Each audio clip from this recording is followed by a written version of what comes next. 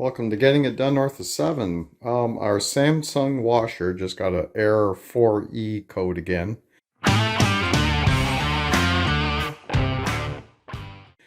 If you recall, I did a video before where we had this error and we had water on the floor. But this time we don't have water on the floor, and that's because there's no water in the drum. In the washing machine, I guess it's letting us know that there's an error, and the error is this hose at the back of the drum pops off right here, this spout here, and when it's got lots of water in it, that's where you get the leak. The water leaks out when this hose is off.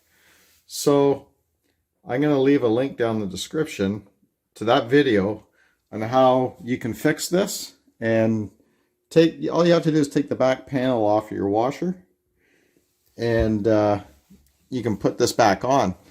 So I didn't do it. I meant to get back to it. So you can put this hose back on, put this clamp on there, but this clamp isn't very strong, and that's why the hose keeps popping off.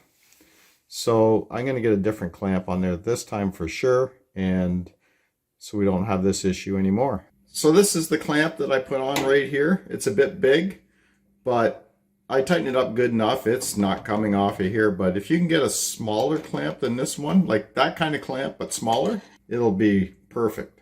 So I hope this video helps you. Remember to go down to the description below this video or the first pinned comment, and I'll link back to the video that I did prior to this. That video will help you out quite a bit. Thanks for watching.